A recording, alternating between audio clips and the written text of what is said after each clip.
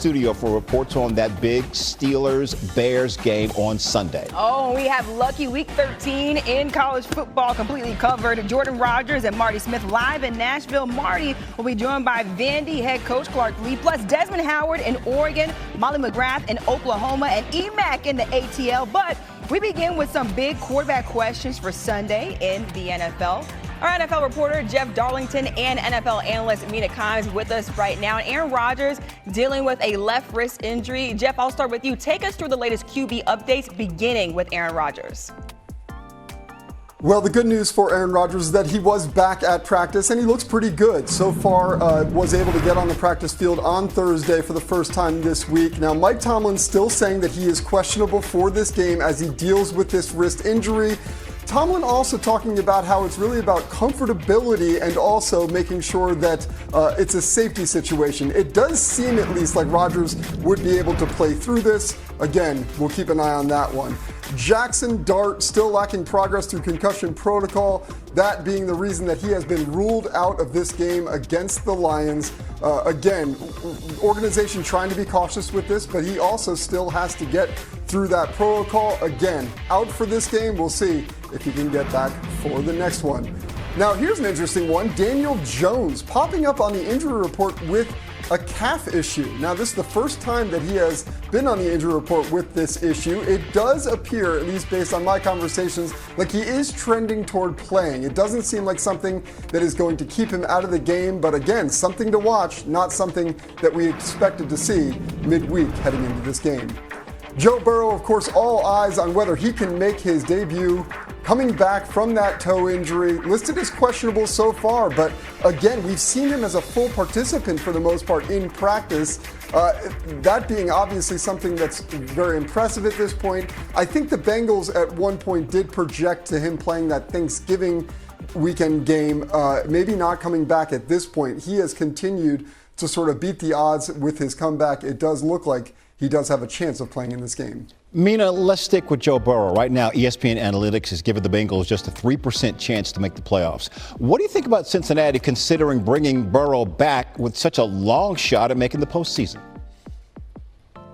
You know, it's easy for me to say it's a bad idea when they're out of contention. And even if they had a greater chance, I look at this defense and I don't see them going very far.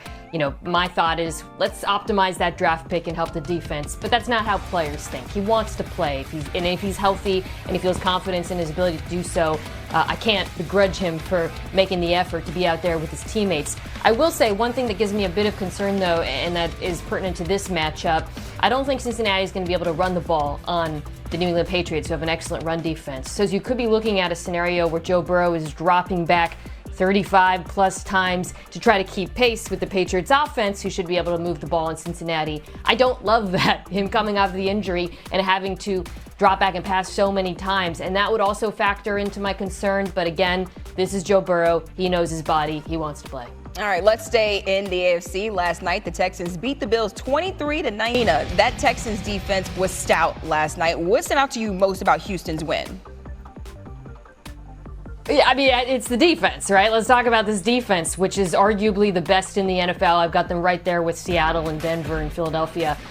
You know, watching on the TV broadcast, you see all the times Josh Allen is being terrorized by that four-man rush, and it was multiple players, by the way, but obviously Anderson Jr. went crazy. What you don't see, and then you see on tape, is just how sticky the coverage was behind it. They have lockdown corners, DBs who can big plays on the ball. Bullock was the one last night, and that's a big problem against a Bills offense that can run the ball and do very little else consistently. They don't have guys who win downfield, particularly against man coverage.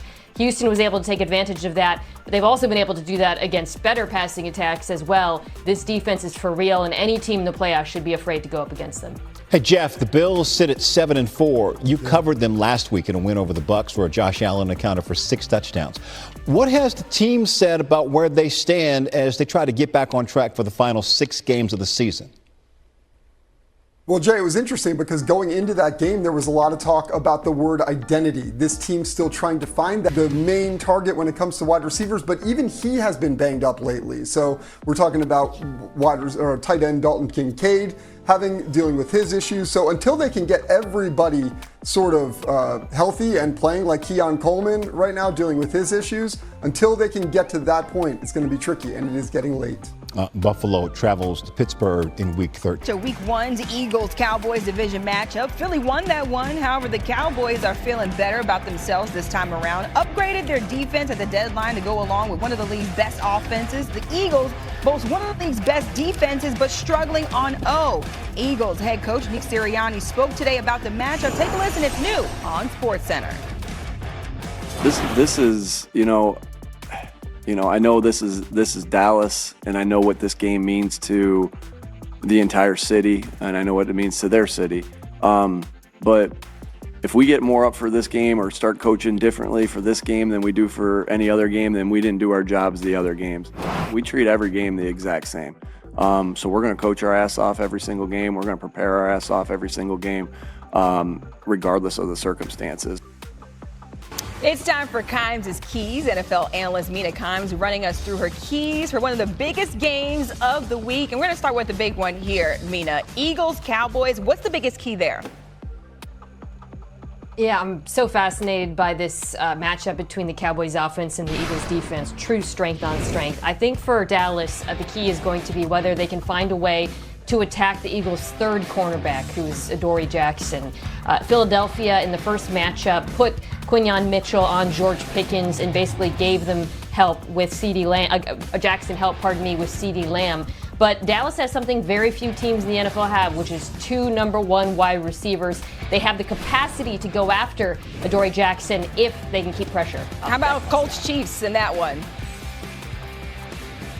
Yeah, so the Colts, in my mind, acquired Sauce Gardner in part because of this matchup, because they want the ability to play man coverage against a Chiefs offense that has struggled against it. You saw that last week. For Kansas City, I think Mahomes using his legs against those looks is going to be big, but they have to find better answers versus man than they have as of late. Oh, what about your biggest key for Vikings-Packers? J.J. McCarthy just has to play on time, and this applies to every game, but I think it's really notable against a Green Bay defense that's been very good but has struggled against quarterbacks when they play in rhythm, meaning between 2.5 and 3 second time to throw. They're actually 29th in EPA per play because pressure isn't getting home in time. This has been, of course, an issue for J.J., whose timing has been a problem. He holds onto the football too long. He has to play fast the way he has on some of those scripted drives to have success against this Packers defense. Yeah, definitely looking for some success there from J.J. McCarthy. Mina Kimes with the latest. Thanks so much, Mina.